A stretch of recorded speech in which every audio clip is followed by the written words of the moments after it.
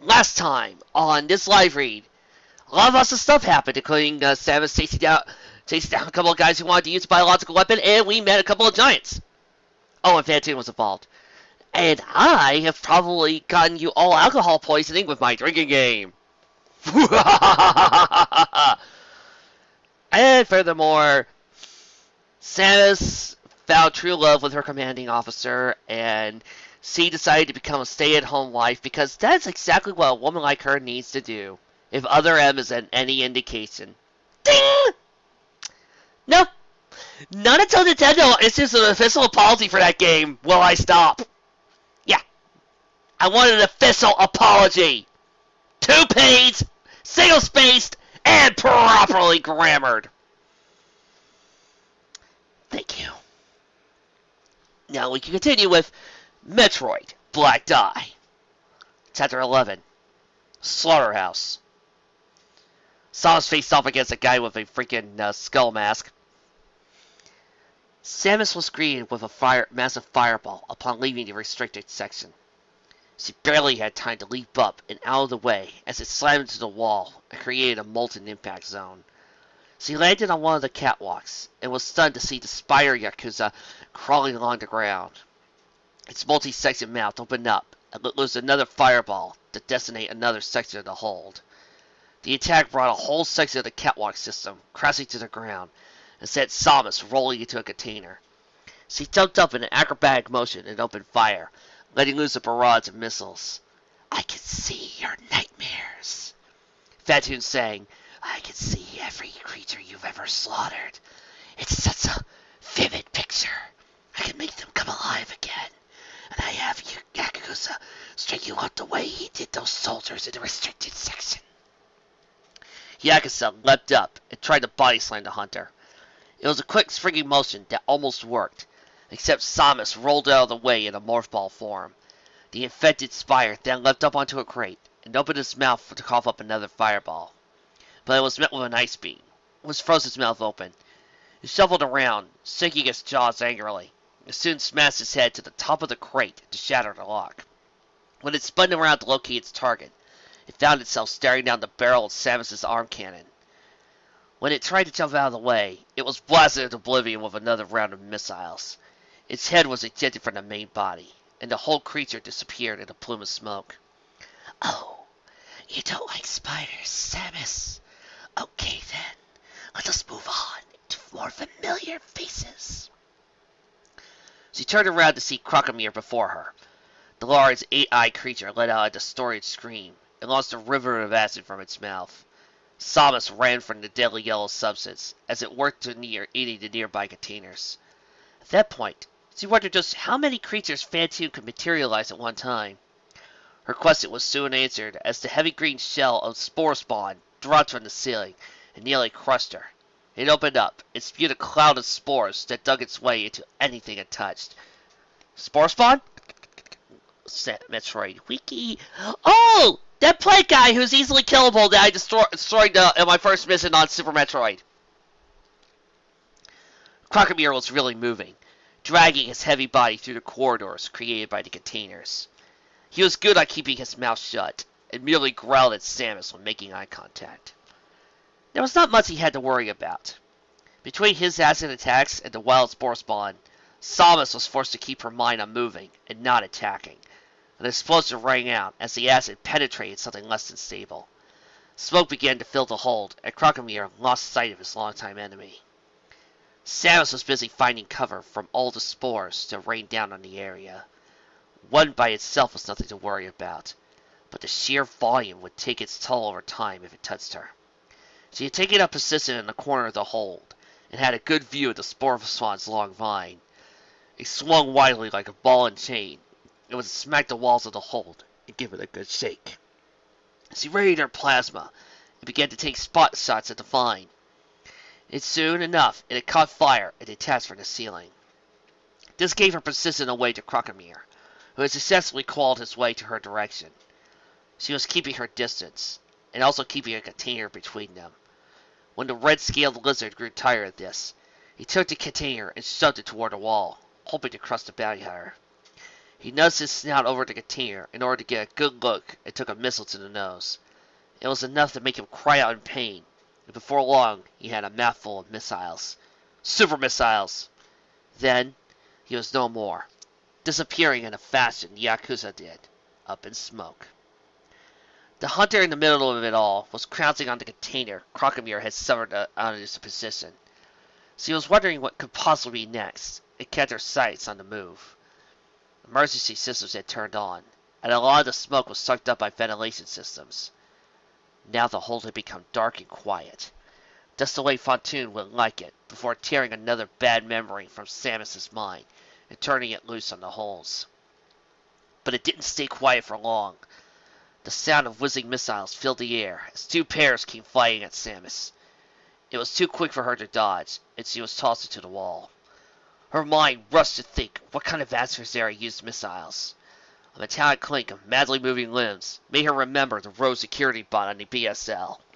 She was exactly right as the BOX model leapt up onto the container at her and fired another round of missiles.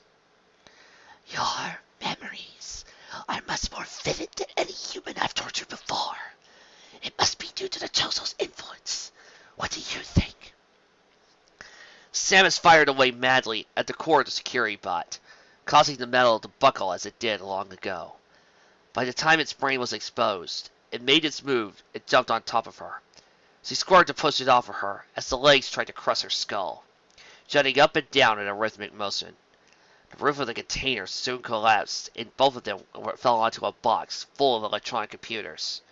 From the outside, you could only hear Samus grunting, and the robot crushing anything it could get its legs on. Then, there was a flash, and the whole container wiped out in an explosion. The power bomb shattered the robot's core and sent the legs flying. Once it shut down, it disappeared into a plume of red-colored smoke. Samus rolled out, with her suit showing signs of wear and tear. There was no time to rest, not a second, as a rampaging she-goth steamrolled her. Who? Excuse me, I need a moment. Oh, it's that ice creature I fought back on Prime! Oh, of course. Fatu could not help but cackle when watching the hunters slide across dozens of feet across the floor, well after the beast had come to a stop. There is a certain admiration I have for wild creatures. They are so simple and easy to manipulate. No grudges or emotions get in the way. Just primal instinct. Samus looked up, dazed from the impact to see Fontoon's 3 eyes watching intently. He was enjoying every minute of it. It did not matter how many of his puppets died for the second time. Just the whole scene was enough in itself. Samus could have run circles around the container as the she-goth chased her. It would all be the same to Fontoon. In frustration, she fired upward toward the eyes. It was a direct hit, but it only caused the rest of his body to materialize. He rolled his eyes in random directions before laughing again.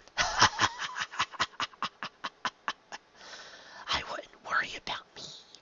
I worried about the 3-ton ice creature, ready to stop you with the dust. The she-goth charged again, but stopped when someone shot it in the face. It reared back and roared as another shot rang out, and then a whole barrage of shots. Before long, it fell to its side, thoroughly riddled full of bullets. Both Samus and Fontoon looked toward the elevators to see 2 more squads of Black Hole soldiers arrive. The 10 men began to spread out as the squad leader looked about the chaos. Wherever they are, kill them both! The squad leader barked.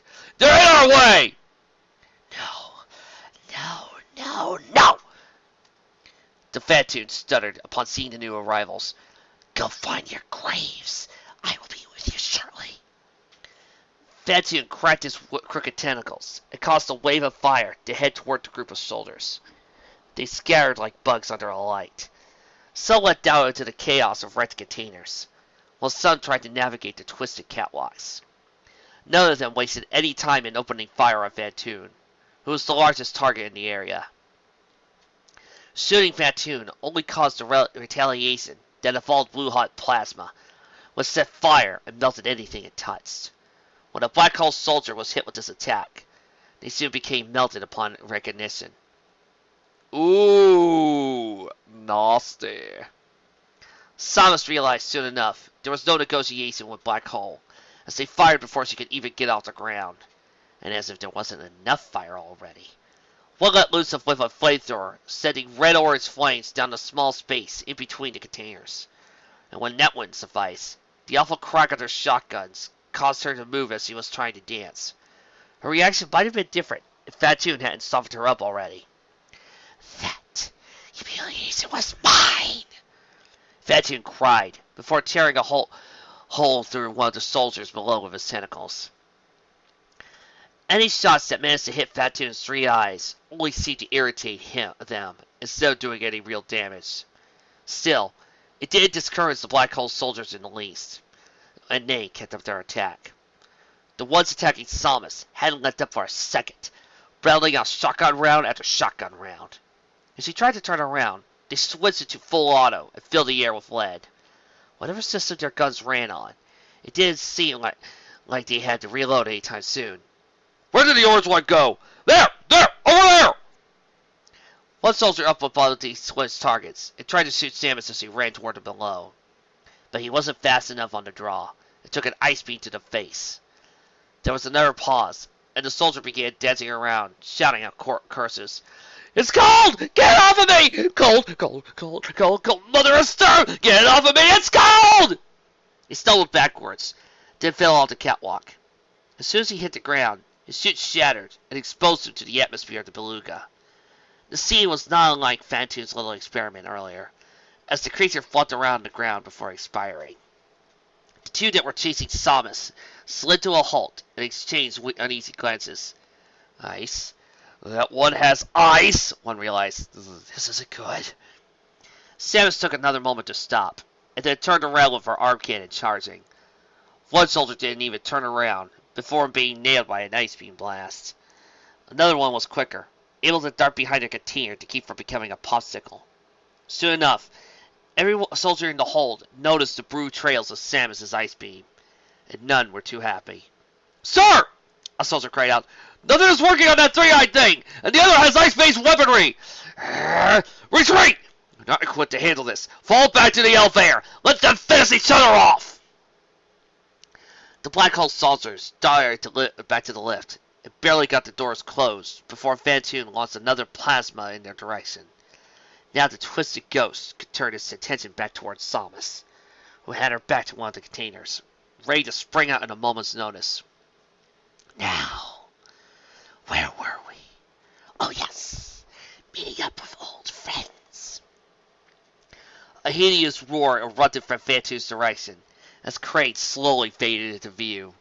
The massive green beast could hardly stand upright in the hold, and was crouching the best it could.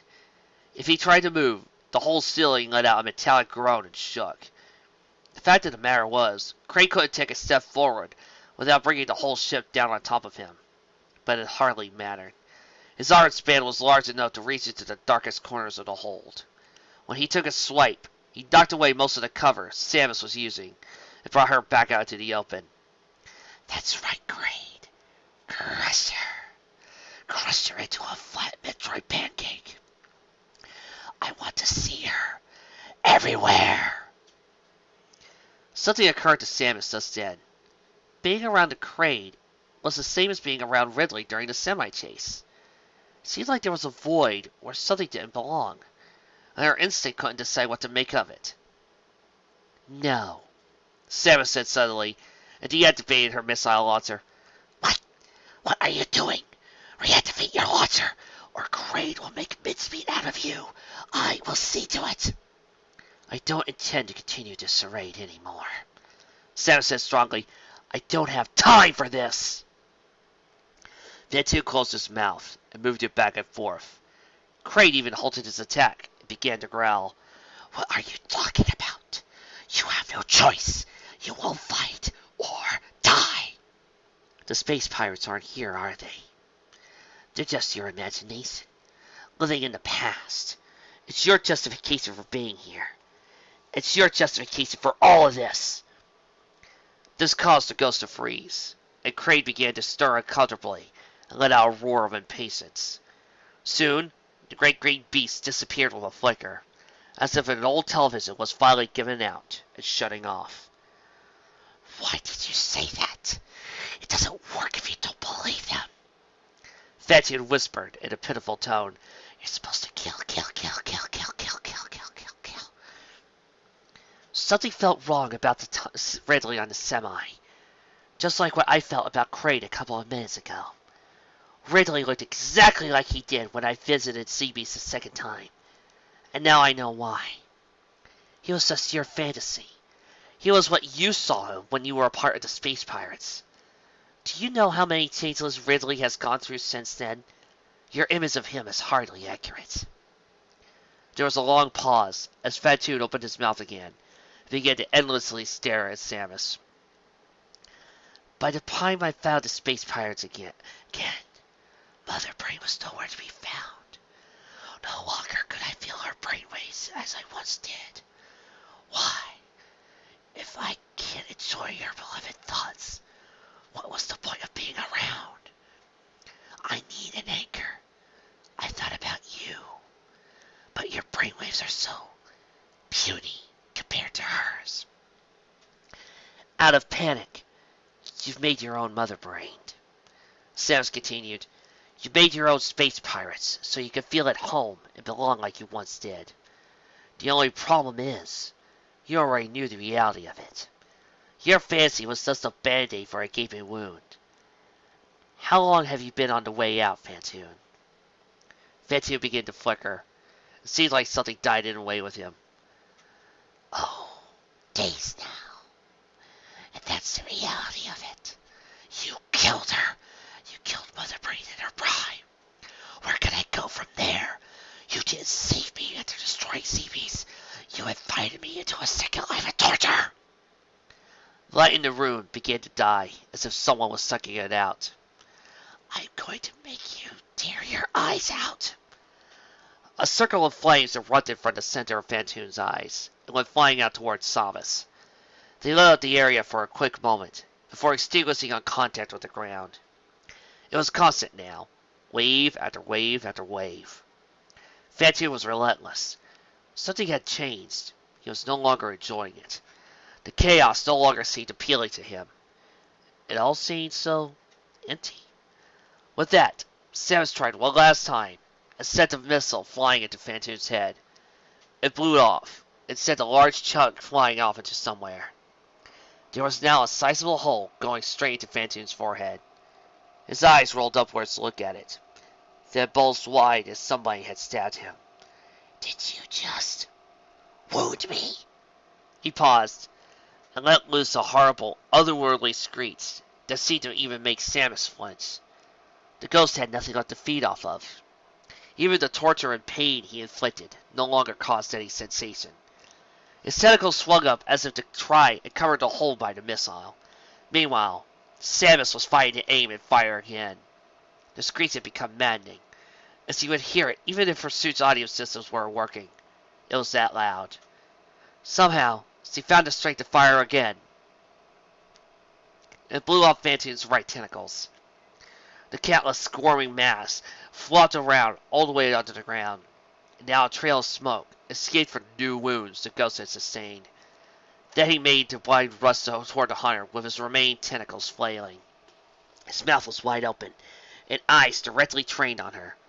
The two were about to make contact when Samus fired again, and hit him dead center in the mouth. To think I could still be so vulnerable, Fatoon whispered. But there is one thing. I had the satisfaction of knowing that. There was a pause as his tentacles stopped moving, and his diseased skin began to drop to the floor in large slivers. He was dissolving. No matter what you'll do, you'll never eliminate the things you hate most. You just keep pushing it back into the shadows. Again and again. That's the wonderful part. They'll keep coming back out. Welcome to your life, Samus Aran. A pitiful, vicious circle. Move on, Fatoon. You're way past due. Samus said in an exhausted tone, after realizing it was over. The ghost winked before finally fading out of existence and disappearing into nothing. just like the creatures he had brought back earlier. A pile of slime gathered on the ground from Phantoon's disintegration and moved like jello. Samus took a quick look over the threshold of Beluga and headed toward the lift. Why is it that I sometimes hear demons during that scene by Imagine Dragons? Chapter 12 Auction Day. The security room of the Beluga was known for its huge wall screen and a system able to bring up any section, any inch, and any dark corner of the ship at any moment. For Scratch, it was a dream come true to have the Beluga's security system at his fingertips. He hadn't had a system so advanced since his last intelligence mission in the Galactic Army. Even the sand trap system was a dinosaur. The only explanation he had was the official one. The one where HQ said the facility was so isolated it didn't need any.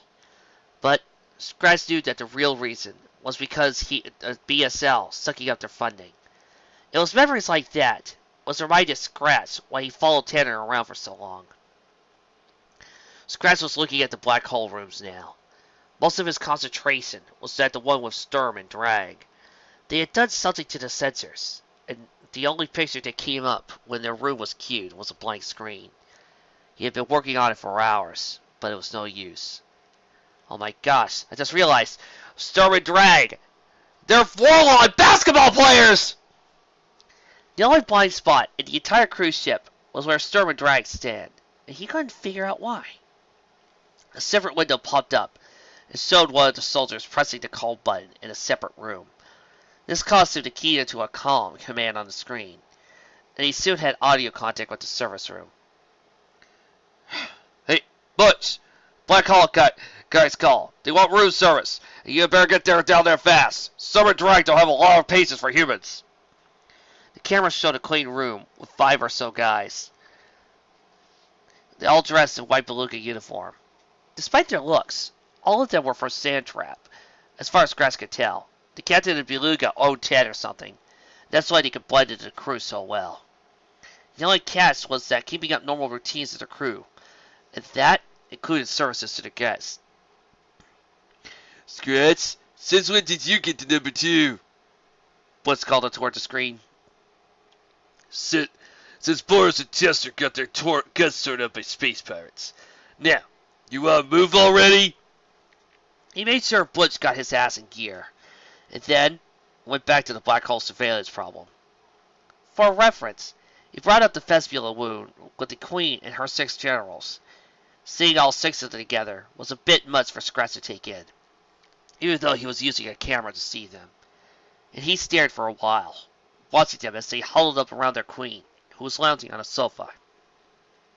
He noted how the Queen could never get comfortable, was always moving. The generals would do their best to fix the situation, but it was never enough. The room was primarily made to suit Galactic Federation visitors. Then, he heard a strange drone from behind, and swiveled his chair to see what it was. Now, he had his nose partially shoved in Samus's arm cannon, and almost fell backwards when he realized just what the hell it was. His pants were also a mess. Samus, from other M, of course, cowered into the corner and whimpered, due to what Phantoon was doing to her little baby mind. She whimpered, and pleaded for mercy.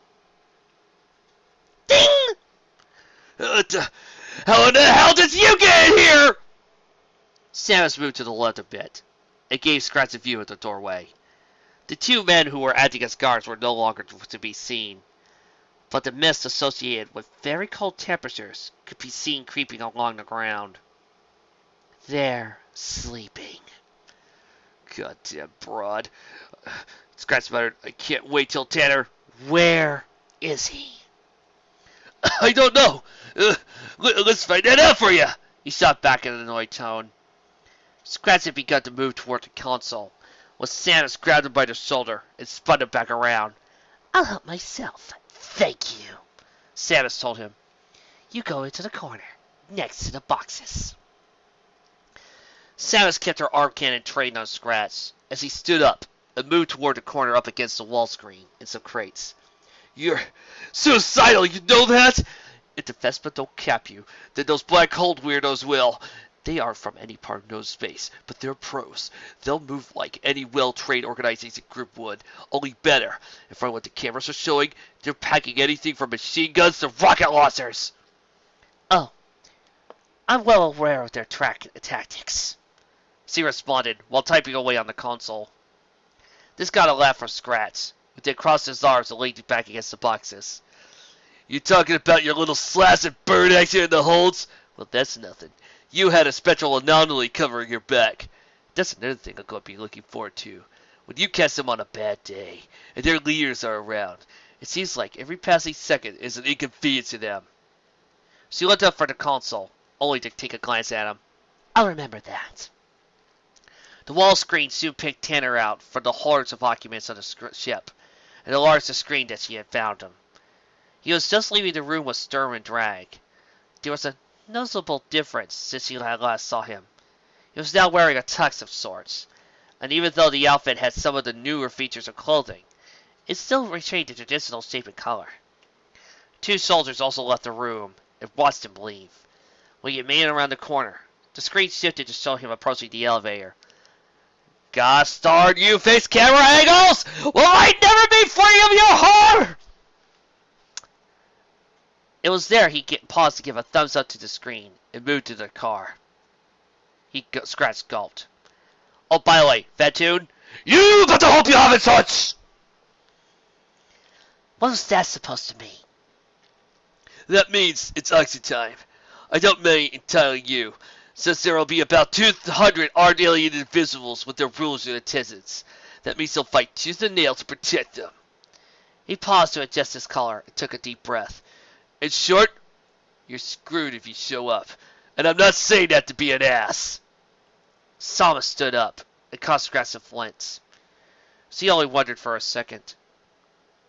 You think I'm going to kill you? No, I just said...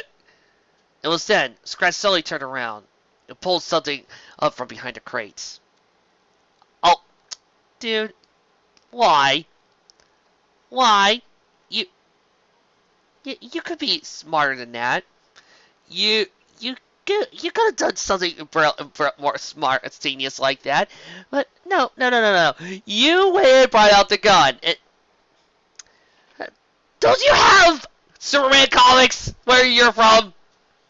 It's like, look at Superman going, no, I was just thinking about getting you with a minigun! All that's going to happen is you're going to just watch the bullets bounce off of Superman, and you're going to spend the next few days of your life in jail! God, what moron! Samus narrowly avoided a blast from the charged rifle, Scratch had drawn out. It used to be standard Galactic Army issue, but was more or less outdated by now. But the blocky weapon still packed a punch, and Scratch was no stranger to its use.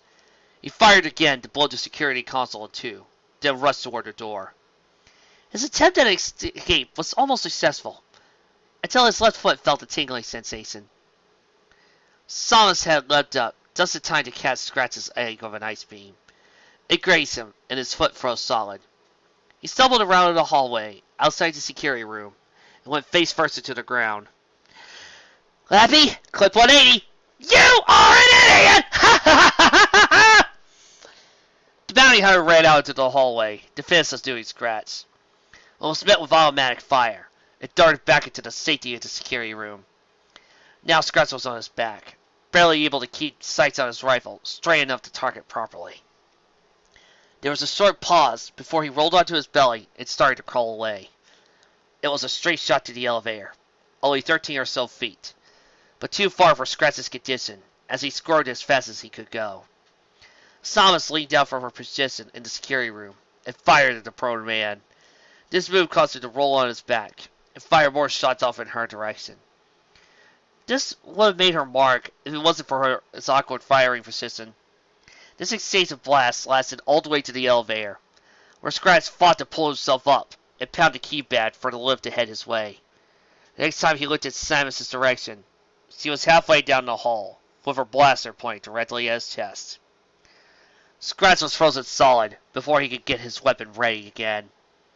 The elevator came just in time for Samus, though, but she didn't get in. She only gazed downward at Frozen Scratch and checked the timer on her blaster. Wish things would stay frozen longer than a minute. She grumbled and headed back to the security room. The cameras trained on the vestibule and black hole rooms showed that they were moving out to somewhere in the cruise liner. The mass of soldiers following Sturm and Drag moved under sensors that constantly blacked out.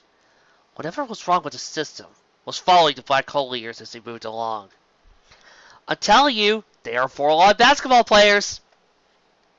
This caused Samus to turn to track the vestibule, who were easier to follow with sensors that actually worked.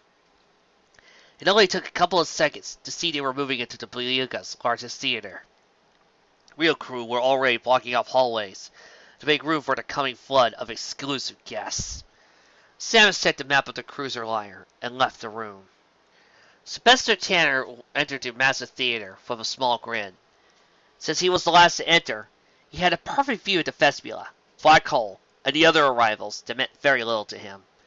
The vestibule and Black Hole had used the center aisle as a separator, while everyone else sat behind them. You had vestibule on the right and Black Hole on the left. It made Tanner laugh to see they were keeping an eye on their leaders, as well as each other. The soldiers from both sides kept their weapons in plain view, as a warning for those who wanted to try anything stupid. Now Tanner knew nothing about Black Hole, other than they were extremely dangerous, so he couldn't make out what kind of defensive formation they had set up, but the vestibule was another matter entirely. He could tell in a heartbeat that the 6 generals were on a 2-2-2-2 formation. 2 watched the Queen, 2 watched the competition, and the last 2 were drifters. They would change their tactics according to the situation, whether it called for more offense or defense, and you could trace the type of tactics all the way down to the frontline drones. But Tanner always kept this fact that vestibule behavior never stayed the same in the back of his mind. Whenever a different queen ascended to power, that meant the whole race would change, as well as military tactics. The difference from other militaries is that the change in the vestibule was instantaneous. There was no transition changes. It just happened and made them all the more hard to predict and counteract. He wondered for a moment if Black Hole had any tricks up their sleeves when it came to tactics. By the time he had finished reminiscing, he had made his way over to the Black Hole side, where Sturm and Drang were looking at him as if he were a cockroach. Don't disappoint us, Sturm warned. This fired Tam in a second. You guys don't have any room to talk, he nearly yelled. I caught you with your hands in the cookie jar. I hope your men told you there wasn't any Zonogen down there. Drang turned towards Sturm and shook his head. I told you it was a fool's move, brother. The 2 mysterious brothers exchanged more words, but by that time, Tanner had already moved to the vestibule. Immediately, you could see the Queen was pleased about something. I have been waiting a long time for this, she began. I hope that everything's as you promised. Tana's best. It was certainly made up for having to be in the same room as the Dark Ones. Hey, you saw my free sample, and that was only the tip of the iceberg.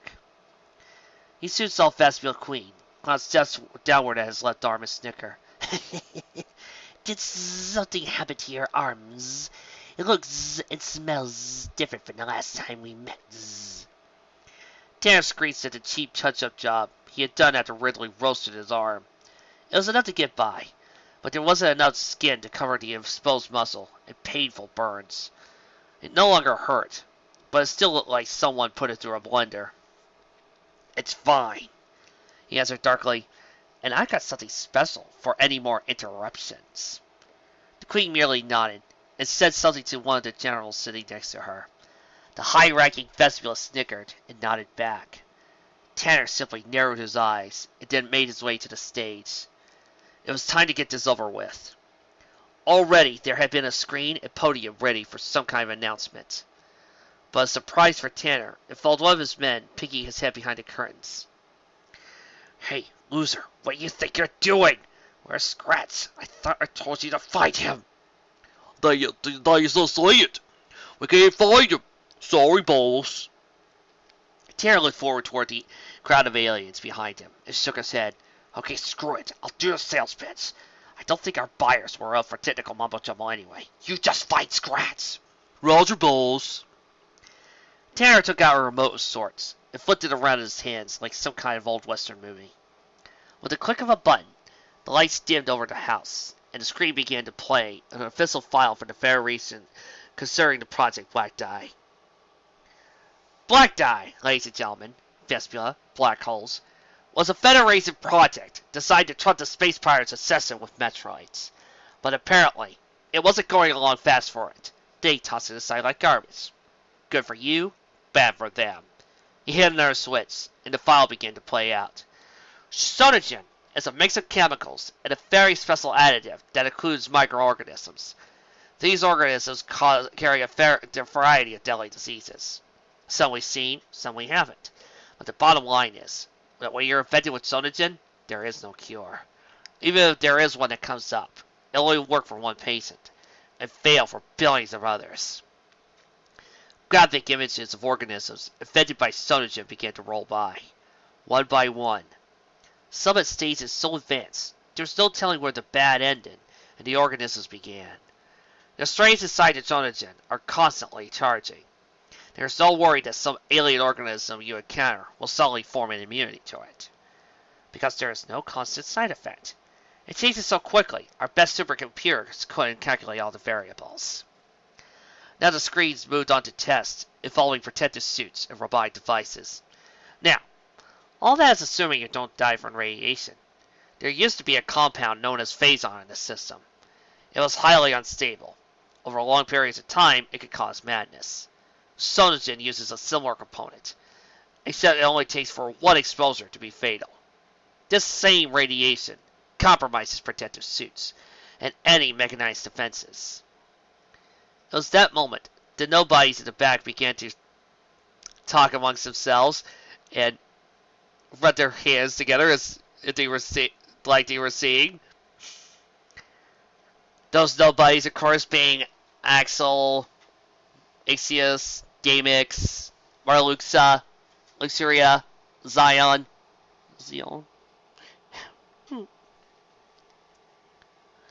Sturm, Drag, and the Vespula just continued to listen. Now, you take small amounts of Sonogen, and this radiation could be used for a raw power source. Operate ships, run cities, or enhance a bomb. Surely you heard of that. It made the big blue frontline news. It works. What are we exactly buying, my worm? Sturm shouted. The Sonogen isn't on the boat. You have nothing to offer us. I'll tell you what I'm selling you. I'm selling you a briefcase with all the information and activation codes necessary to finding and arming the Sonogen Blade Blue. Once you get the case, you can go snatch it up and use it to your heart's desire. He paused. Don't worry. No one's going to stop you. They don't know what it is until it's too late. Galactic Federation has a habit of waiting until the last possible moment before telling anyone what's really going on. And also seems to have this really bad habit of letting you use defensive suits in hazardous areas. Sir, there's a bunch of radiation here. Go in there wearing nothing but your skivvies. Sir, I'm dealing with lava. Go in there wearing a thong. Sir, I'm on a beach. Go wear nothing but a furry parka and lots of furry warm wear. Well, okay, I mean, it's a beach. I thought you might want me to wear a bikini. Nope, you wear nothing but the heaviest clothing you can find. I mean, seriously, Federation.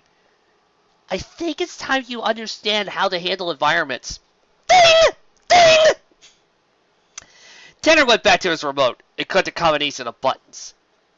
The file stopped playing, and the lights began to brighten the theater. He went to the podium and leaned up against it in a laid-back manner. Okay, enough of my babble. And the starting bid is... Do I hear 25? Do I hear 35? Do I hear 45? 45? Chapter 13. Bloodbath Theater. That's theater! Bam! When the gavel slammed down, there were two parties in the theater. One very happy party, and the other a very angry party. But Since the angry party could convey so little emotion, it was not apparent right away. It was when a black hole soldier approached the stage to collect the briefcase. You could really tell who had gotten the highest bid. Even Tanner was surprised outsiders like them had so much cash. They subscribed to the Dalek stock market, and any sort of doubt in his mind was quickly erased by an account that had popped up in their name. They, to put it lightly, were loaded. Even the Vespula wanted to sell off their entire empire. They never amount to the sum black hole was throwing around. "Who are you guys?" Tanner muttered. Sturm and Drang didn't feel like offering any explanation. They only laughed. They laughed because Tanner finally understood just whom he was dealing with, and anyone in the theater could have heard the gulp he choked down. There was a nervous chewing of his lip, and you'd think he was trying to eat his lower jaw. Anyway, that wraps up this little show. Thanks everyone else. Thank you for coming. Tana's the best. The Vespula Queen hissed. Almost immediately, all 6 of her generals stood up. However, it seems like Tanner took this a lot more easily than when he sold off the whereabouts of Sonogen to Black Hole. He made a gesture to the Queen to come on stage. "Yeah, I've got something to say to you. Let's step behind the curtain, shall we?" Almost every Vespula in the theater was prepared to go behind the curtain, except she put up her 2 left arms and stilled them. "I'll handle this human myself," she vowed. She charged after Tanner, who hid behind the curtain. Already her wings were buzzing. She was unable to hold in her anger. "You will regret all this! Before you slaughtered my kind, and now you throw this in my face! My hive will feast upon your remains!" "Are you done with that touching speech?" Tanner interrupted. "Good. Now hear me out before you make a mistake. Whether you got the case or not, I had something planned. I want to join you. Certainly, you know that even if you got the Sonogen, you'll want more when that runs out." "This is true," the Queen said after a time. "Well, I got the men, and I know the location of the facility. All we need is some planetary defense. Surely your swarm can accomplish that." "Wise." "Because the Vespula offer something the Galactic Federation doesn't." The Queen simply waited for Tanner to say what that thing was. He was about to, before they heard the cock and the charge of a blaster. Both of them turned to see Samus step out of the shadows, ice beam blasted already. Tanner cursed, knowing that the men he had posted backstage at the door were popsicles by now. "Cherry, do you ever think Samus does that for fun, guys? You know, see, fights a couple of creatures or a couple of monsters, loads up her ice beam, opens up her arm cannon compartment, throws in a couple of food flavoring, shoots, and turns one of the creatures into a blueberry popsicle or a raspberry snow cone. I would so totally do that with my arm cannon. If I had an ice beam or an ice weapon, I would so totally mix my ice powers with different food flavorings. I would. "Do you remember what I told you the last time we met?" Samus demanded. "Don't even flinch," he grinned. "Aran Samus," the Queen said. Such bitterness, you swore she was having a spasm of pain. "Don't call your drones in here. I'm only after Tanner, but he seems he's one of yours now." The Vespula Queen turned to face Samus and crossed her arms. She had something up her sleeves. That much was certain. "What will you do to those devil? Would you shoot me? Would you strike me down?" "It's a very real option I could take," Samus declared. The Queen broke out into a fit of laughter. This involved a low-pitched screech that went up and down in volume. Samus' instinct already told her something was wrong. Now Tanner was smiling. He knew what the Queen was thinking. "Do you know what happens to a hive when they lose their queen?" Terran began.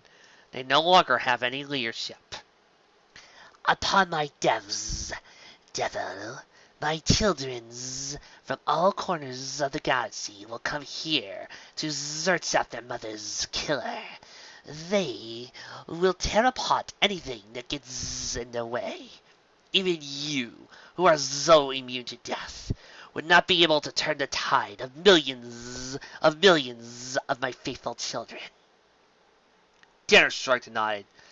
Try and run, and they'll just spread to other areas in the Federation. They'll just keep coming. A lot of innocent people will die that way. He continued, why do you think the Galactic Army never killed the Vespula Queen during the war?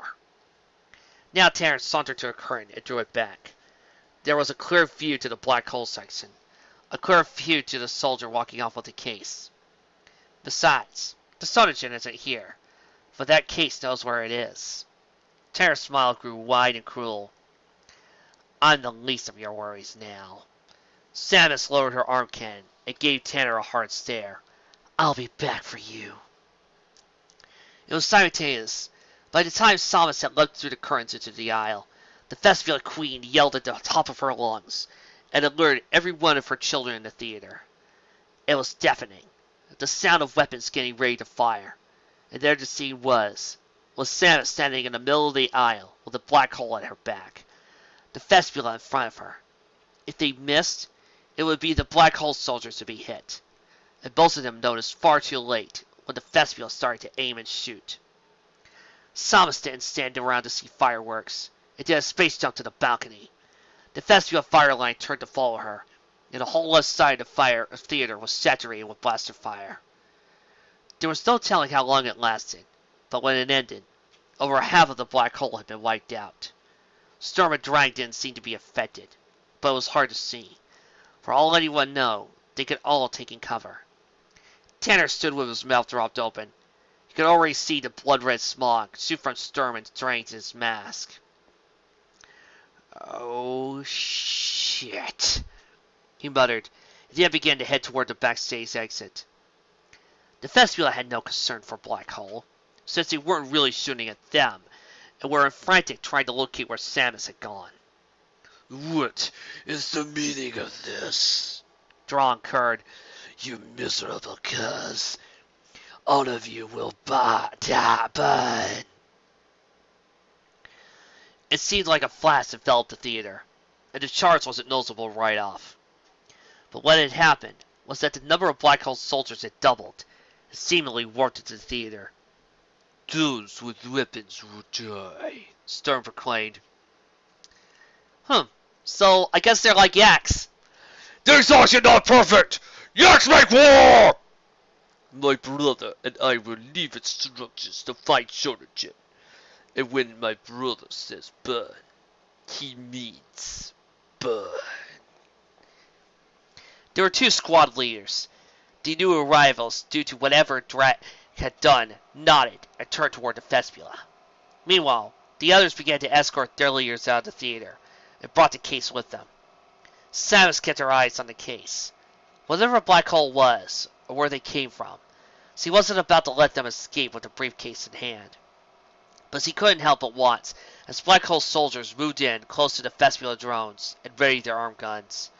The two generals assigned to watch the others in the theater barely got out the word to scatter. It seemed like a bombshell when the black hole opened fire. It was a combination of weapons, flamethrowers, and shotgun spray everywhere. Samus was almost hypnotized by the chaos that followed in the form of Vespula counterattack. Several of the generals went headlong into the enemy and speared them with their stingers.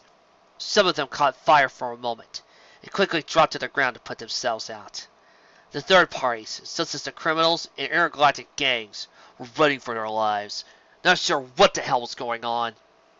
There were times when Samus thought she was being fired upon, only to find the black hole soldiers were spraying the place erratically in hopes of hitting multiple Vespula in one shot. The moment one soldier tried to go for the Queen, he was cut down faster than anyone could register. That was when the Vespula Queen was hurried out the theater, and the drones were left to clean up after their sudden enemy. There was an explosion. Someone was throwing grenades. Vespula body parts could be seen flying from some blast. Seeds flew around so much he'd think it was raining them. Hallelujah.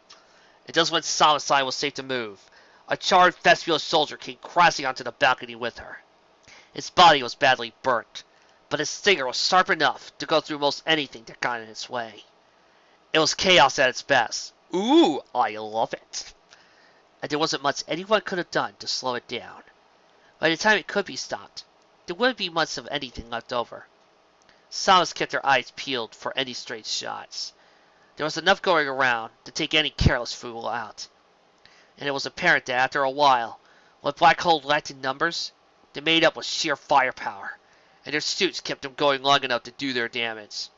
Through all this, Samus was barely able to make out that Sturm and Drong were leaving, making a quick escape through that mess. She took a deep breath and charged through the exit they were using, dodging shots all the way.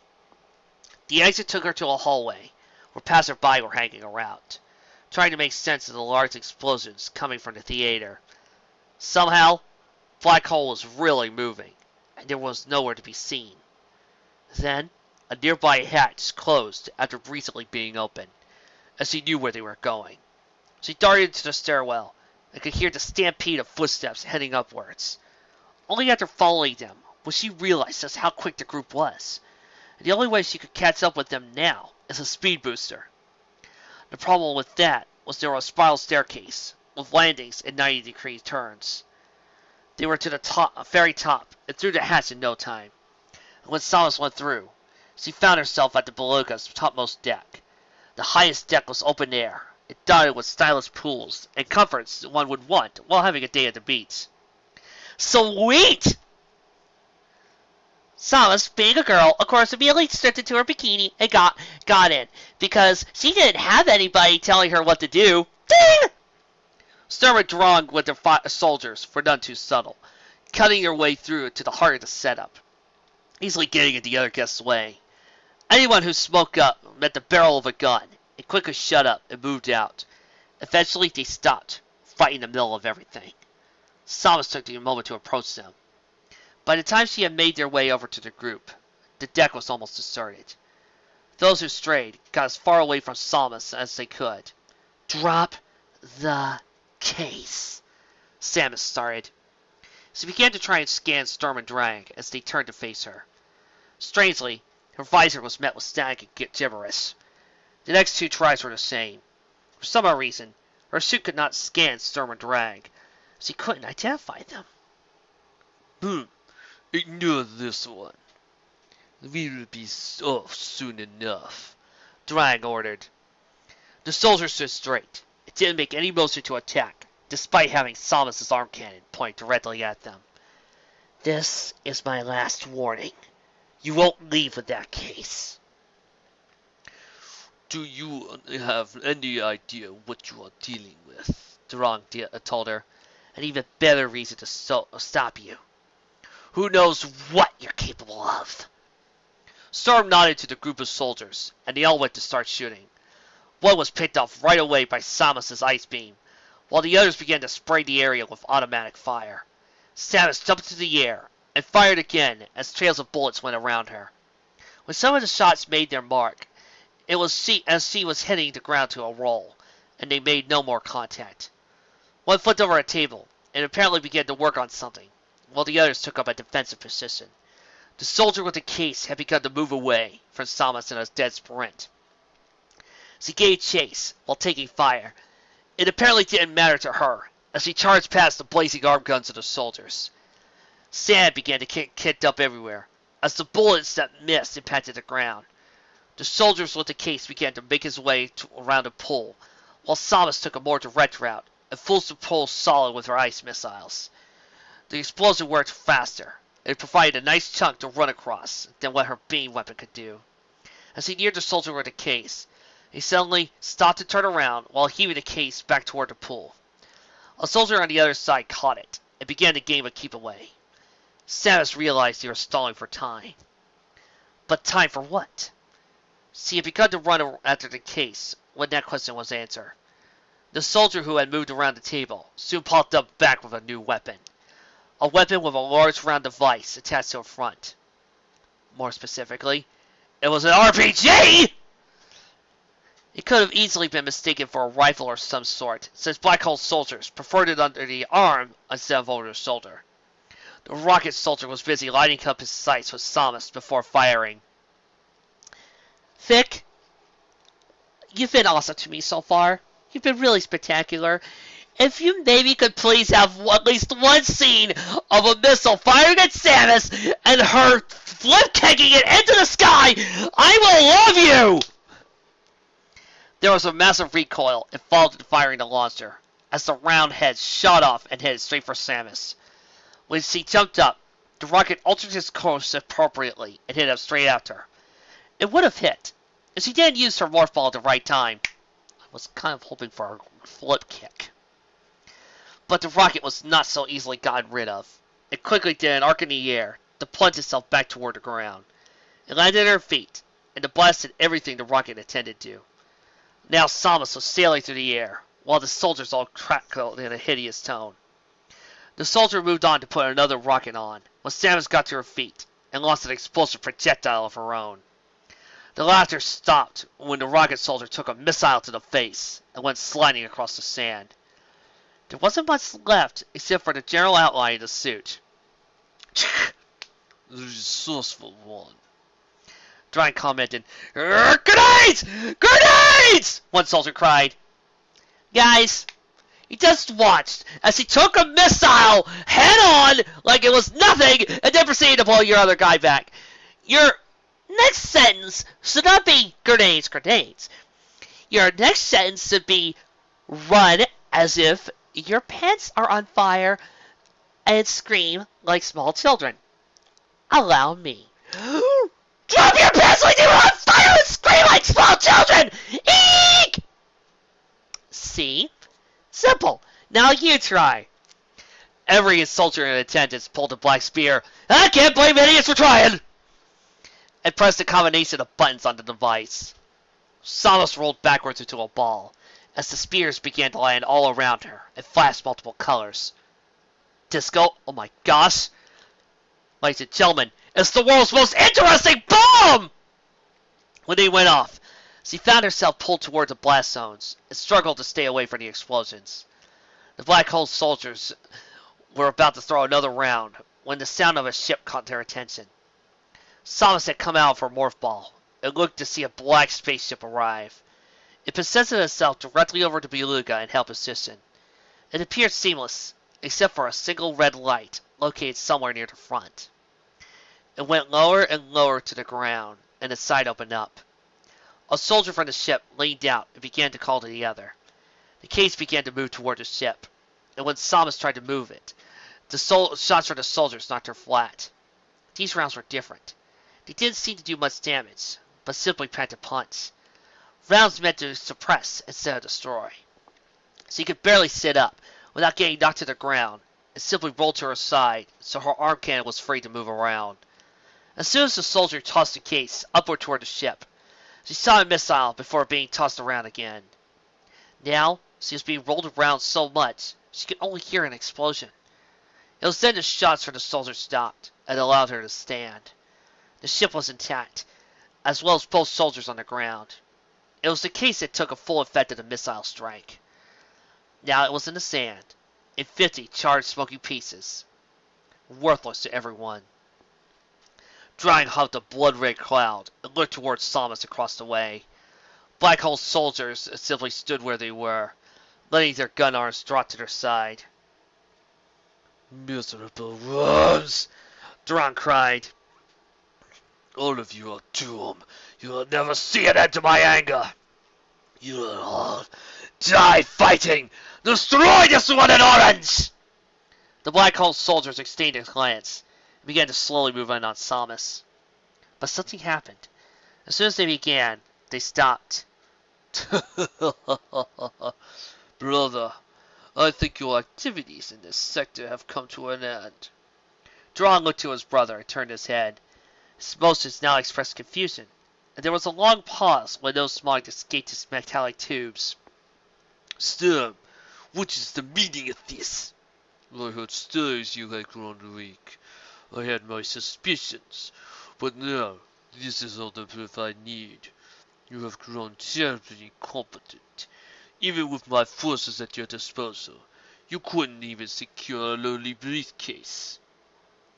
Now Drong was at a loss for words. Huh. To think you are my brother. You are the beck and the call of this human. No matter how powerful the weapon is, you never lower yourself to the level of your future enemies, and you ain't never ignore a threat, no matter how small. No, this is not over. Drong protested. What will you do? Go crawling back to the human. Thank him for the location of his prized possession. Dear brother, have no more personal appearance. That is unacceptable. Board the ship before I lose when the soldiers walked away from their rulers and boarded the ship. Drong was reluctant, but eventually did as he was. No. I'm afraid my brother and I are just two of many who would enjoy very much crushing their galaxy under beneath their feet. It is just that you are fortunate. The main concentration here was not for your sake, but for my brother's, just to see how far he had fallen from grace. Had we really been interested in taking this area of space, you would not be running around chasing after some human with a weapon beyond his comprehension. You would be involved in more pressing matters. Oh my god, you guys are members of the Reapers! The Shadows! The Collectors! Some random other evil alien organizations that pops up in one of my favorite sci-fi shows. You may fill in the blank.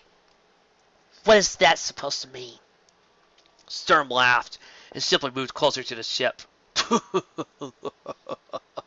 I can tell you are a pest. Pests always throw themselves in front of the weak for some strange reason. It is these pests that give us our name, Black Hole. Did you know Black Hole is not the name of our choosing? Whatever is in our reach never escapes our grasp. Power needs nothing. The mind is everything. Why, I could destroy this planet with a meteor if I wished. But that would prove not a thing. Any fool could destroy a planet. Okay, I was wrong. They're not four-line basketball players. They're shadow basketball players! No, this is how you defeat others at their own game. Whether it is with your advanced technology or sticks and clubs, that is how you earn the right to be remembered. Why are you telling me this? You were simply rumors before this mission. And we still are, Sturm declared, taking one step on the ramp. You know nothing more than what I've told you. Those soldiers in the theater, pawns. Pawns we can use and throw away at will. Whatever your puny minds could possibly come up with to describe us, will always be further and further from the truth. There was a pause. I tell you this because in the end, fear is all you have left. Sturm boarded his ship. It took off into the horizon. Okay, that image in my head is just cool, especially with Cape building in the breeze.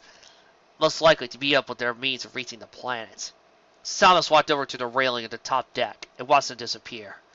She had begun to wonder what exactly they were and stopped. Huh. Just one more to add to the list. Now all she had left to face was Tanner in the vestibula. Tanner was in his room, along with the rest of the Sandcrab crew, or who had survived over the past week.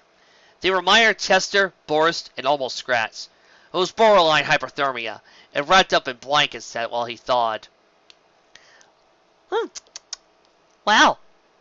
So, Scratch was grape-flavored popsicle. The room was not extremely large, holding it enough to hold 15 or so people, but not big enough to be comfortable. They stood around Tanner while he was working at a laptop. It was payday, or so they thought, because when Tanner opened up the Black Hole account and had transferred all the money to, he found a startling withdrawal. For a while, he was dumbstruck, or his men didn't realize it at the time. He only realized Tanner had when he begun to turn beet red and hopped off the couch. That bitch! That goddamn Samus are in! She did this! I don't know how, but I'm going to kill her! What are you talking about? Scratch choked out. It's gone. All the money is gone. The only reason why they do that is that they somehow didn't get their cargo. Oh, holy shaboom! She is going to die! All of the Sand Trap personnel exchanged a nervous glance. No one had gone up to Samus Aran and lived and talked about it. Hey, Seb, why don't you calm down? The money isn't that important. Isn't it important? Tanner yelled. The reason why I did all this shit was so I could repay all those years the Federation sucked out of you guys! Riding her way on Sand Trap. For what little I could do, this was going to be my way of making it up to you! But, Tanner, are you kidding? Running around with Sonojin, forcing the Federation to hire Samus of all bounty hunters to come after us? That's it right there! It's like we're in the Galactic Army again! Hell, we're famous! They got Samus after us! Famous! The whole room agreed, but Tanner already set his mind to what he was going to do. Scratch? You still got that junk in your room? Scratch did a double take. Sylvester. No, man. Come on. The Sonojin cannon, the radiation after each shot would fry you. Tanner shook his head. No. I took care of that. He took a deep breath. Everyone in the room could see how pissed off Tanner was. There was no way to be able to talk him out of it. Trying to stop him would be a bad idea, because he could probably take all of them out and still have enough energy to duke it out with a space pirate. You guys do one thing for me. Search the ship. Find Samus. Tell her I'll be waiting in the engine room. That's my last order. Then you get your asses down as low as you can. Stay away from the Federation police. He was grinding his teeth. God damn it. It's time to end this crap. Tanner! You know, you're a good mafia guy. But, good golly, are you an idiot? I mean, all you had to do, if you really wanted to make it up for them, was file away all of your currency and all of your bank credits from the Galactic Federation, hire some of your dudes to try to smuggle in weapons, then leave and form your own personal army. You would have been a really cool Merc outfit, but no. You had to go grab this dangerous biological weapon, and then you had to run off with it. I'm looking forward to your death, man. I'm looking forward to you getting your butt handed to you in the next chapter. Speaking of the next chapter, Chapter 14, Means to an End. The Belugha's engine room was a suffocating place.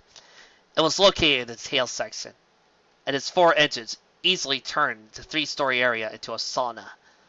There wasn't any air conditioning for those who ventured inside, because computers operated all of the Belugha's most important systems. The only time it needed to see organic hands was when it needed repair. Air conditioning to the engine room was cut due to the massive power demanded to support the services geared toward the passengers. In other words, it was abandoned, but it was still kept under a watchful eye by the security room. All Samus had to do to find it was follow the maps posted in the areas dictated by the crew. Still, she was on her guard. Tanner's men had been unusually helpful in pointing out his location. This was probably the end of the line. He was prepared to stop running, and frankly, Samus was prepared to stop chasing. The medicine had wound up taking her to locations she would have rather stay away from, such as the highly populated resort Big Blue. Now, it had all come down to a showdown in the engine room. Samus readied her arm cannon and stepped through the hatch into the midsection of the room.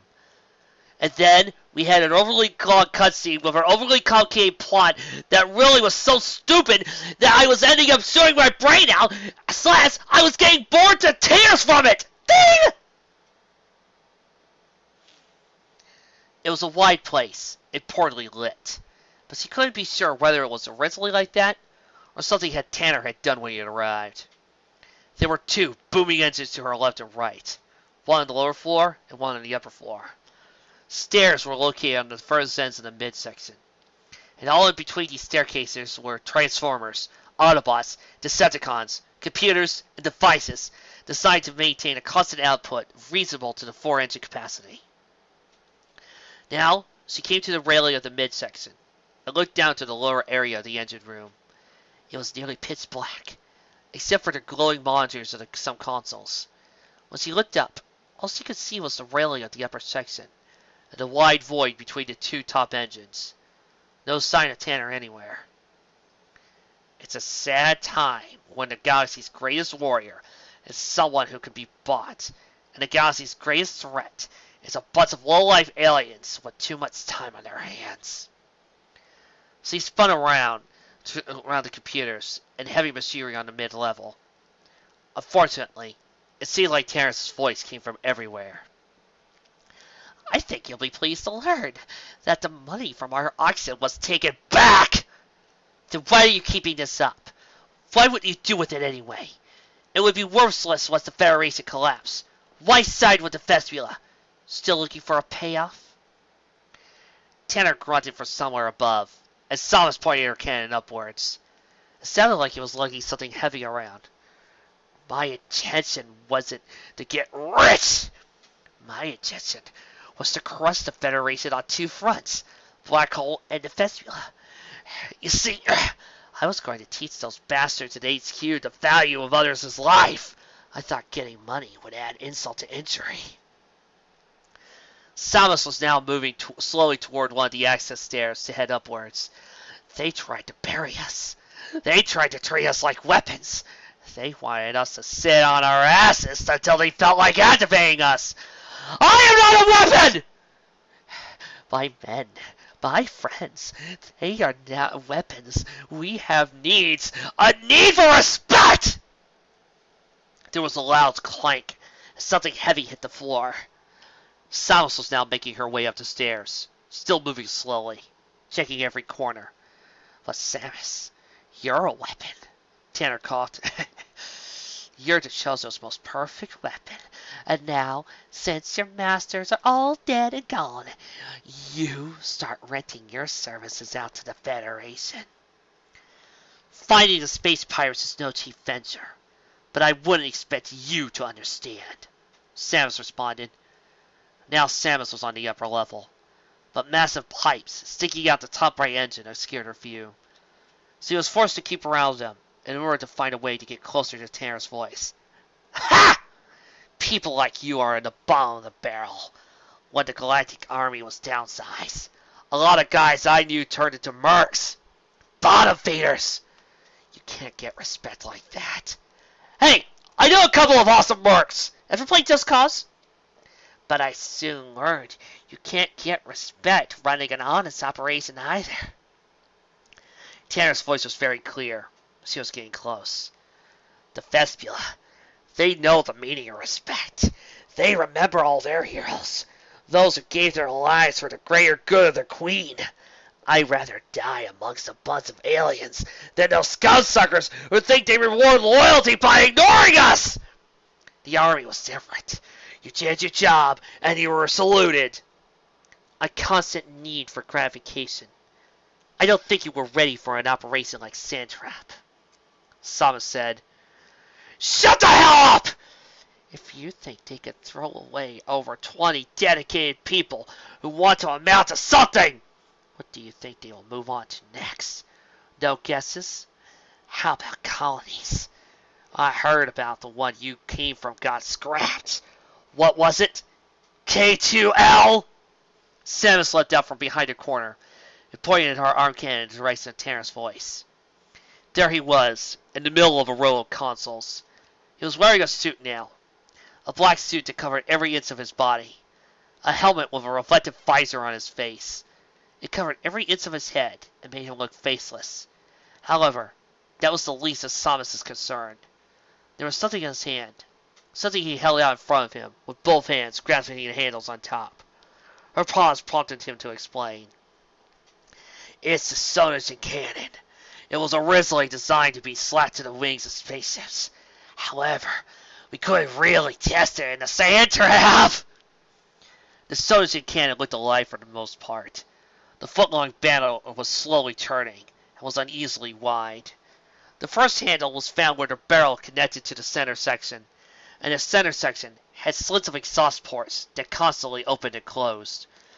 Where the center section met the back was where the second handle and trigger could be found. Two large metal cylinders made up the rear of the weapon, and where Tanner balanced it up against his hip. Due to the sheer size of it, raising the weapon above waist height was impossible. Her scan indicated dangerous radiation levels, and she could only imagine what levels would be like if he fired it off. Oh my god, I want that cannon! You see, it kept punching holes through the walls of the insulation. Samus dove to the side as Tanner shifted it toward her and pulled the trigger. A black beam came rocketing out of the front, and was wreathed across the engine room like a laser. Whatever the Sonogen beam touched was cut through. Nothing could stop it. It was like a surgical tool, and it didn't affect the areas that weren't in the line of fire. The sound it made was absolutely hideous. It could have possibly been compared to nails on a chalkboard. Reminds me of that cannon from Ranger X. The radiation levels in the room spiked, and the highest readings were found at the source, Tanner and his cannon. The normal sounds of the engine room seemed like silence when Tanner would cease firing. Samus got to her feet and could hear the cannon whine and raining another discharge. She began to sprint toward the stairs. There was nothing she could hide behind when the cannon cut through everything. All Tanner had to do was simply turn. The cannon did the rest, punching through any sources of cover. The top level was now in ruin, and Samus almost didn't dive down the stairs fast enough before the cannon blasted it. You could hear her dive down the stairs and began to shuffle in her direction. His slow, heavy footsteps echoed throughout the entire room as he made his way toward the stairs to chase after her. Samus thought about standing her ground, but, however, since he was lower on her missiles, she did have to stand her ground and spend about a few minutes holding your Wiimote upside down to do a stupid meditation thing that was completely pointless!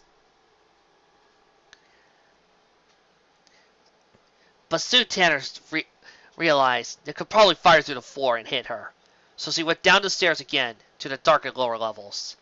As soon as it was there, she heard Tanner make his way to the mid-level, and opened fire to destroy everything on the mid-level.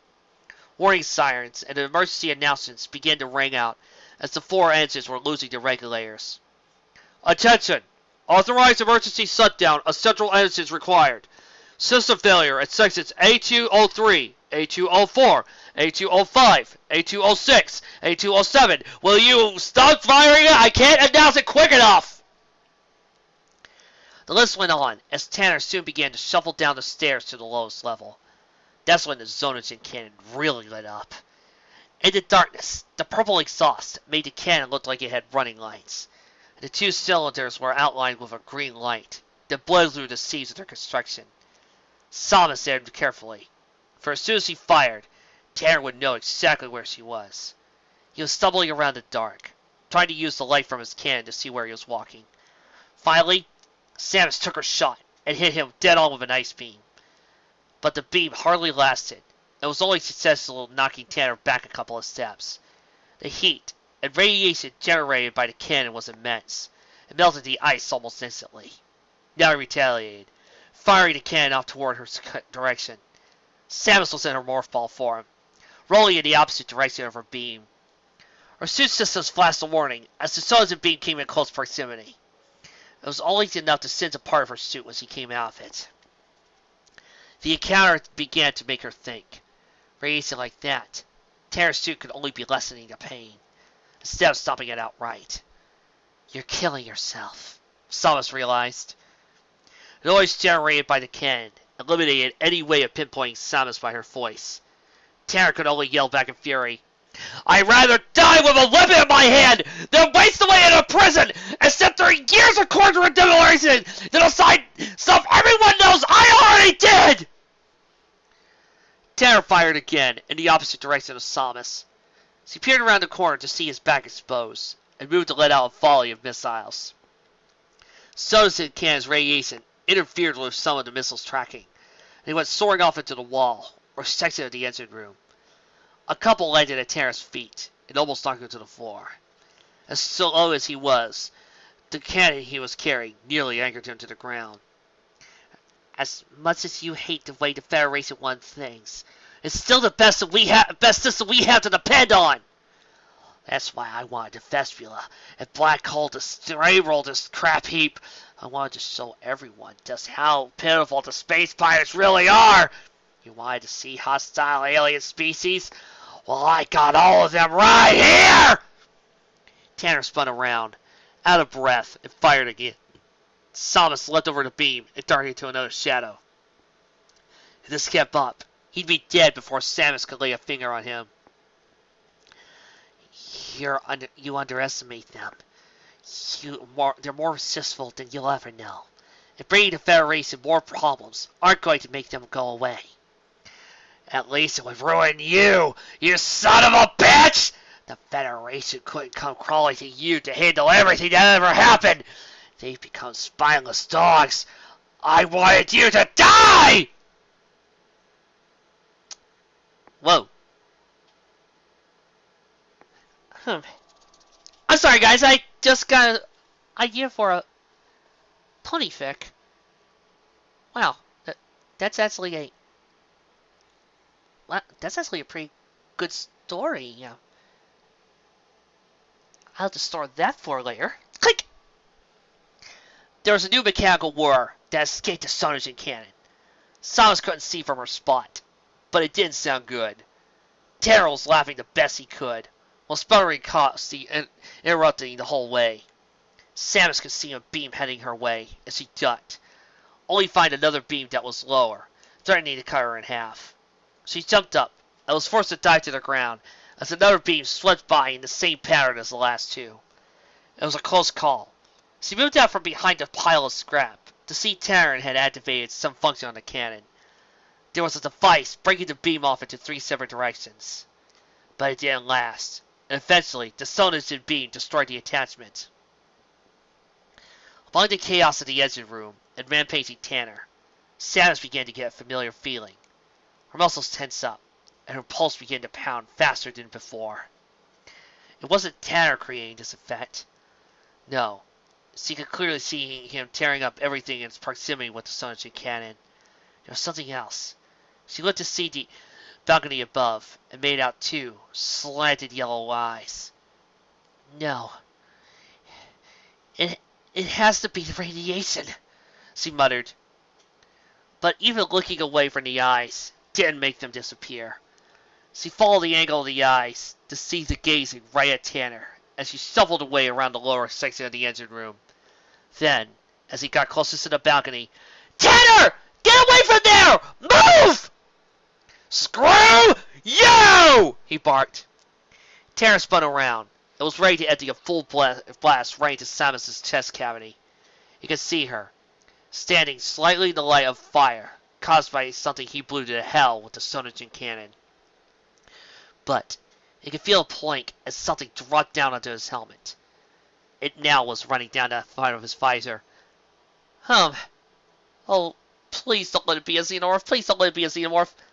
Okay, who wants to see a fanfic of Samus facing off against the xenomorph? Raise your hands, people. Me, I do. It was saliva.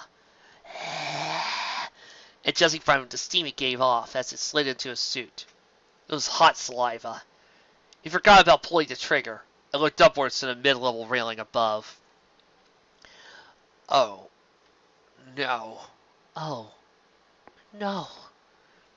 Samus watched as a long, spindly tail dropped down from above and wrapped around Tanner. It squeezed so fast, it caused him to drop the Sonogen cannon, and soon flung him into the air. A claw lashed out and caught him on the way up.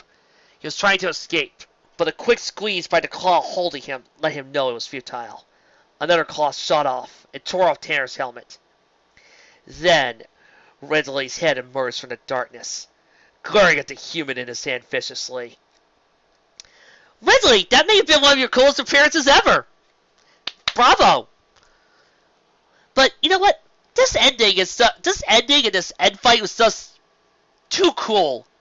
No. There needs to be a scene of this endless horde of robots and other soldiers running in, and you just keep firing your missile repeatedly, with no sign that you were supposed to aim at the girl in the center of the screen, or any hint that you're supposed to do it, and then just continue firing and firing and firing until you had to look at the freaking game facts to figure out, hey, I should shoot the girl, and then waste another 30 minutes with one of the lamest endings ever! God, I hate that game! Or you just accidentally aimed the girl. True. How true. Pitiful. Ridley hissed, revealing every one of his jagged, ruthless teeth. Tanner was too choked up to talk. This couldn't have been happening, but the crack of his bones where being crushed under Ridley's grip told him otherwise. Samus moved out from behind the wreckage of a transformer. Oh, no! Sunstreaker! No! It watched helplessly as Ridley moved along, wrung Tanner like a wet rag. Ah, see? This is other end. Samus is paralyzed by the mere sight of Ridley. Ding! It was a disgusting sound, and the blood-curdling cry of pain died off before I could finish. Soon, Ridley dropped Tanner to the ground, next to the Sonation cannon. Throughout the whole scene, Samus could almost hear Fontoon rolling over his grave with insane laughter.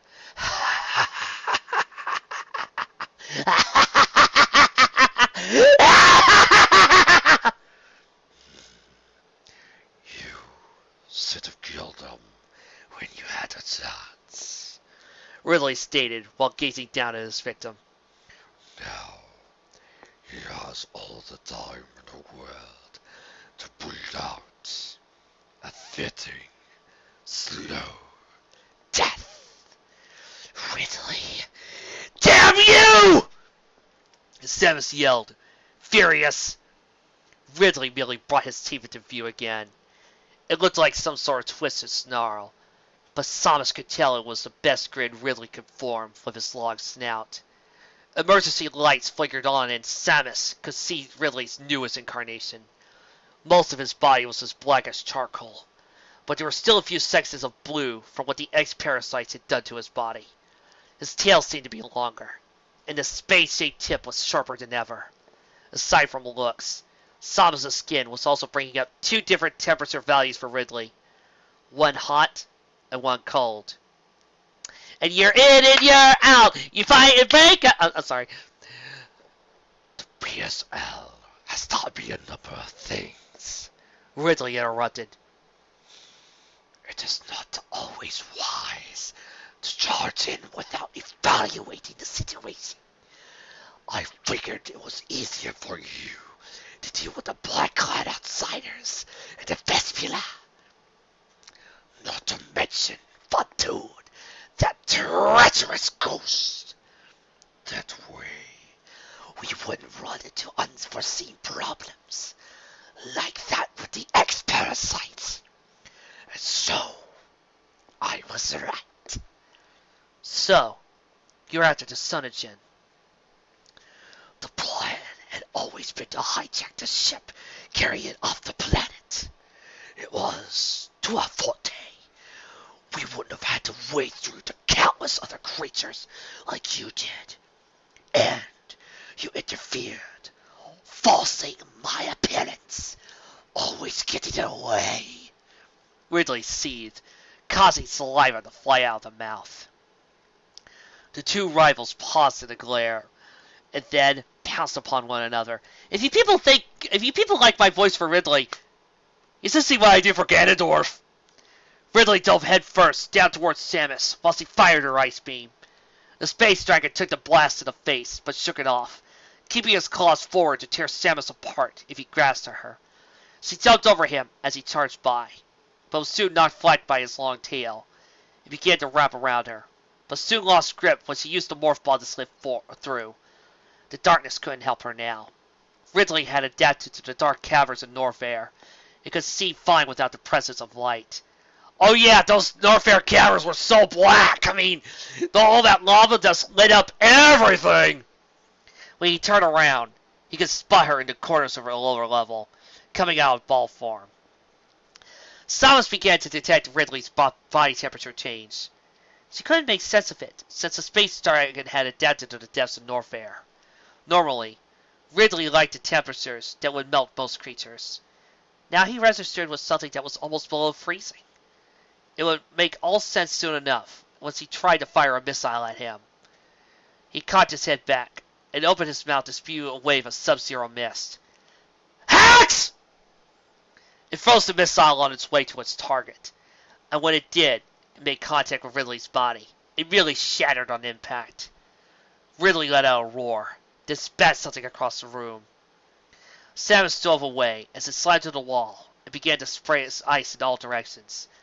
Her suit flashed a desperate warning. However compatible her suit was with the ice beam, her half-Metroid body couldn't take a direct blast without serious damage. So, that's what getting infected in the sub-zero containment does to you, Samus muttered. When the space dragon couldn't get a clear shot at Samus, he charged and tried to use the piles of scrap as something to pin her with. She kept on the move, firing missiles in bursts. He detected his temperature rise, and proceeded to shoot her missiles down with fireballs. He leapt forward and tore violently at Samus with his claws. The move was too reckless to do any good, as he took a perfect shot at his head with a charged ice beam. The pain caused Ridley to spin around, and brought his tail sweeping through the air like an axe. Ridley cocked his crooked neck to peer over his shoulder. He watched as his tail swung back and forth, attempting to sever a limb or something from the hunter's body. And if you people read a few Metroid romance fics, this would be the part where they declare their love for each other. Yeah, I don't get it either. She ducked, and hopped, and rolled, and did everything to stay out of his tail's way. When she made a jump to avoid a low sweep, he spun around and lunged forward. He grabbed her arm with the cannon and her helmet and proceeded to slam her against the wall. Samus was pinned. That's when Ridley began to squeeze, to keep her flailing legs to the wall. He froze them with an arctic breath. There wasn't much Samus could do, except move her free hand. She fired her arm cannon off in a couple of attempts to shake Ridley's claw free, but it was useless. Her body began to shiver, as he was breathing in her face with cold mist. His eyes locked on her helmet, ready to see it collapse and crush her skull. She could hear the groan of her suit, until Ridley's grasp it could only think one thing. Slowly, she placed her hand on Ridley's claws and closed her eyes. For a second, Ridley thought she was submitting and began to apply more pressure, not wanting to waste a chance. Then he realized he couldn't.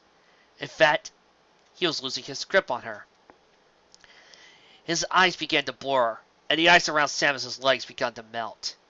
It was too late when he realized he was getting weaker, and that Samus was draining his energy. He let out a terrible roar, and wrenched his claws free. But there was Samus still clinging to his claw, refusing to let go. He tried to thrash and about to throw her free, but he was too weak. The bounty hunter, sucking Ridley's energy, opened her eyes, desperately trying to control her Metroid instincts. She watched as Ridley made a slight hesitation, then to begin to bite at his arm. Soon, he brought his tail to the task, and before long, he cut off his right claw and looked back away from Samus. There was no way he was going to win a fight now, especially with Samus getting back on her feet. Yeah. Ridley howled, clutching his arm, then fled. Samus fought to regain control of her senses, and eventually let go of Ridley's severed claw. And the space dragon had really left, and then turned toward Tanner. He was on his back in the middle of the lower section of the engine room, Sojin cannon next to him. God damn, Tanner moaned. To be done in by a space pirate. I'll never forgive myself. He looked towards Samus as he scanned him for his injuries. Ridley had done another on his body. There was no way he pulled through. You're in a lot of trouble, Tanner, Samus said while kneeling down. 2 planets, 3 alien species. I bet you were something in the Galactic Army. But now, it's over. Where is the Sonogen? Did I put on that good of a show? It's all still at the Dolphin Head warehouse. He paused to resist a spasm of pain. I just wanted respect. Some sort of recognition. You had respect. Until you decided to betray everything and everyone you've ever known. For once, there was regret in Tara's eyes. Victoria. Oh my God. Oh, at least she'll forgive me. I don't think she can make that choice anymore. You left her to the mercy of Fantoon. What? Tanner choked out. You're one cold fish to tell me that. I'm dying. Just wanted to make you aware of what you've done. Because in the end, you have to deal with it.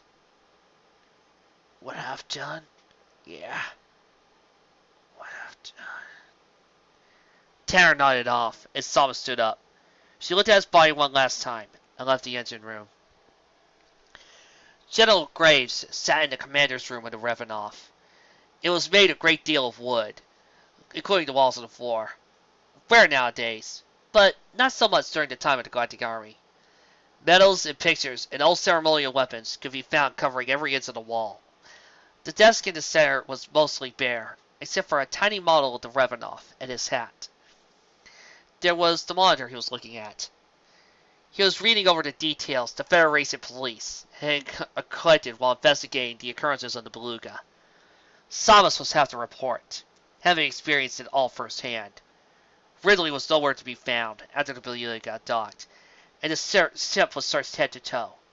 The Thespila were evicted from Federation space, and restricted from entry again after everyone had learned of their involvement. He had reached the end, the target about Danner, deceased. Is that a good read? Greaves looked up to see Samus in the doorway, arm cannon over shoulder. He stood up and put on his hat. I thought he'd be dead by the end of this. And you could still boast 100% completion. If you read further, you'll see Ridley carried out the sentence, not me. It hardly matters. The Federation just wanted to put this behind us as soon as possible. I imagine. What do you plan on doing with the Sonogen? We're moving into a secure location, where we can further improve on Santa's work. As for the installation, we're closing it down for good. Samus didn't say anything. Adam taught her a long time ago. When something like secure location came up in conversation, that was code for a warehouse where it could never be found again. So, what's happening to it? We're having good people take care of it. What kind of people? Good people. Congratulations! You've probably made the 100 Indiana Jones reference with that joke ever! Woo! Thank you! It was easy to see the Federation never cared about Sonogen until it was threatened to be dumped in the hands of the enemy. A project scrapped a long time ago. So, you sure about this? Graves began. You want your payment to go toward a new ship? That's all I need right now. Don't forget Adam either. This mission is complete. You know, I've heard of a Minbari type of warship called the White Star. I was thinking maybe you could model my new gunship after that, because that thing is completely awesome! We'll see. We'll see. That's all I need right now. Don't forget Adam either. This mission is complete. Graves nodded, and watched as Samus turned around to leave. But she didn't, not right away. Instead, she looked over her shoulder. I have one question. How many other installations like Sandtrap do you have in the galaxy? Sandtrap was the last of its kind. Graves answered quickly. Uh-huh. With that, the bounty hunter was gone. Graves went back to his desk and started a private transmission. This is Graves. I want a thorough psychological check for all personnel running A-class science installations. Yes, even the Metroid farms. Especially the Metroid farms. The end. Now, normally I'm the one who does the review at the end of the fic, but since my little brother is here right now in the studio, and of course is the one to pick it, he gets to do a review. Are you sure? Because I feel like it would be an honor for you to do it. No, you're the one who read it first. You get the chance to read it. And now, if you excuse me, my reviewer spot. Now you see, this has been the Metroid fic I've been looking for a while.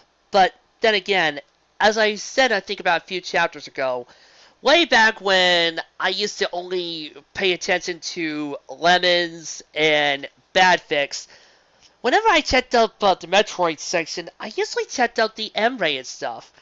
And do you know what I found when I checked out the M-rated fics? It either had Samus in a love relationship with Adam, or B, most of them involved characters that weren't Samus. Hey, some of these good-sounding M-rated fics had stories that wasn't involving Samus. I don't understand how you could do that. But this did that nicely. Gave us a great story. I'll talk about more what I like in the first bit, but first let's look down at the negatives. First of all, I gotta complain that Ridley showed up. I was enjoying myself, I was liking the scene, and then the space pirate leader showed up.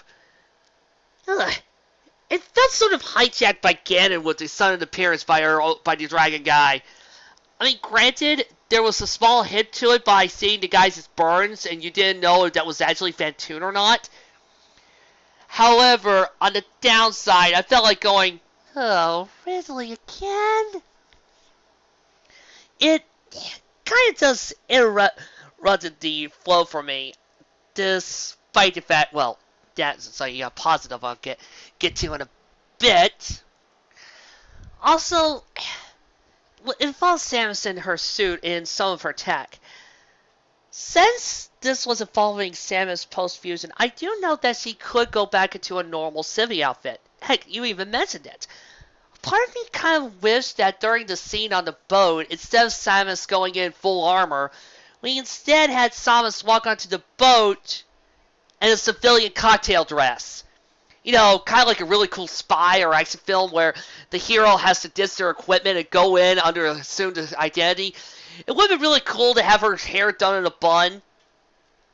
Speaking of weaponry, I kind of do feel kind of bad that Samus only used 2 of her guns. Ice and plasma. Throughout the whole entire story, I was kind of hoping she would switch to the wave beam once in a while and bring that weapon to bear. Shame we didn't get that. She didn't use that particular gun. Also, Tanner's relationship. At the very end, he started calling these guys his friends. He started calling them his fellow soldiers. Part of me kind of wishes we had spent more time seeing their relationship and seeing how close they were.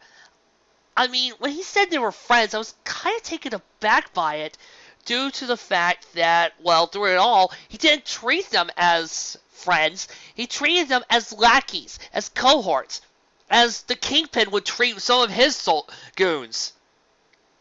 It was less Kingpin's relationship with Leslie and more Kingpin's relationship with local lackey 101. That being said, I really love this fic. It was really awesome. The whole entire story had this feel of a classic 80s, 90s action film. What with the hero being told, there's a bad guy doing such and such with a whole bunch of soldiers. Go and take care of it. I mean, we even had a finale with the main bad guy behind the latest weapon or the latest gun sitting back and ready to fight her. I mean, that was close to like how Commando had it. You know, I don't need no gun. I don't need no knife. I can handle you myself. That type of thing. We had Samus being called out by some of her superiors, like an action flick, or Samus walking around a populated area. All that cool stuff that you would find in a really, really good action movie. Then again, that's what you kind of have to do. And the guy did do a good job of making this having a very good Metroid feel. As I joked before, there were several times when the game I could actually hear the Metroid music playing in my head as I was doing through it. Another thing I got a compliment on is how well he had Samus fight. There are certain characters that you gotta remember how to think of how to fight for. With bunnies, you've seen how they fight. You've seen how it goes in the story. You've seen how it works. You write in, okay, so Twilight decks with a hoof, or fired her magic, or used her sword, that type of thing. You even see that in Fallout Equestria, where they use the guns properly, or use their host as fists. Then you move on to the games. Game fighting, when you're playing, is completely different. When you're fighting in a game, all you're doing is just pressing the buttons and having the character move to a programmed position. Real fights are not like that. So when you got a character who has to move around and shoot, like Samus, while at the same time, you know that she's got a whole bunch of weapons that makes Tony Stark go, "Dang, girl! Give me some of that equipment!" You realize that she's gotta have that. You've got to write the story in such a way that emphasizes her fighting style. How well she can move, and how well she can bank left and right, and what she can fire. This thing does that too perfectly here, because it allows us to see how well Samus can fight, and what Samus can do, what her skills are. Well, sometimes I would also like to see somebody write what she does in a fist fight. Seeing her fight with her guns and moving the ball is very much like how I imagine her fighting style in the real world. Heck, if there's one thing I gotta compliment Other M on, probably the only thing, is that some of the cutscenes do show off more of Samus's unique fighting style, and gives us more to enjoy for what she can do. Another compliment. Now, I know I mentioned that Friendly popping up was something that annoyed me. At the same time, his appearance was far better than anything that happened in Other M. Heck, his appearance was one of the best ones out of the whole game franchise, and his intimidation and the way he looked far outclassed any of the previous bad Metroid fics I've ever read, where the others just try to make him go, "Hi, I'm being bad."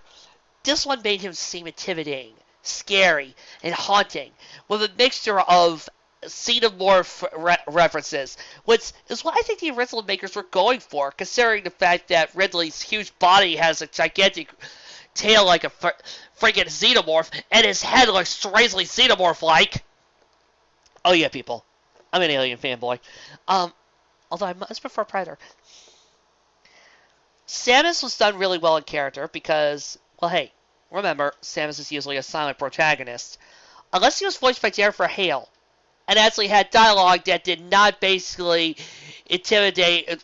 amount to, "My daddy never loved me, so in order to earn his love, I'm going to have to obey his every word, and maybe if I obey Adams' words long enough, maybe he'll drop his pants and I can give him a BJ. Oh, Adam, take me now!" God, I hate Other M! Believe me, I could spend a long time talking about all the things I dislike about that game. Speaking of that game, this does a great job of wiping that rotten taste out of my mouth. Not that I never needed it, but this fic does a really great job of exemplifying how to properly do Samus's character. We see that she has emotions, she has a couple of more sides to her, and we also see how she feels during the missions. Oh, I forgot to mention, that's another complaint I had. I kind of wish we could see Samus dealing more with some of the things that she has done, because it seemed like it was going that way, that Phantom would give her a couple of crises of conscience, but it didn't really go that way. Despite that, I love Phantom in this. He was used expertly, and his whole entire modus operandi and the way he moved was freaking Silent Hill in his style. Another thing I really do love is that we see that there are all sides to the Federation, and that there are more people. Not to mention, this is also something I was kind of hoping we might see one day in a Metroid game, is the further expansion of this world. Yeah, we could have been set in a normal, oh, well, this is another dungeon we're in. But instead, we were put in a highly populated area. And that led to some really good action sequences. Yes, once again, the 80s action movie takes over. There was even a car chase right in the middle of it. And it allows us to see just where this goes. I kind of wish that the next Metroid game might one point actually put us in a few populated areas for an overworld map. I mean, come on, even Legend of Zelda has towns you could go to. Mass Effect does this perfectly with the Citadel, but here we just keep going to different towns, and the only time we get a good overworld map is when we meet up with the Galactic Federation. I also do like the animals, even though we have no idea where they are right now. Even one little word of, oh, by the way, your animals are in a hold. Yay! But still, despite the fact that I only have a few complaints, the rest of this fic was great, and I really like to thank my little brother for pointing this out. Well, that's one down, 1,000 more to go. I'll see you next time.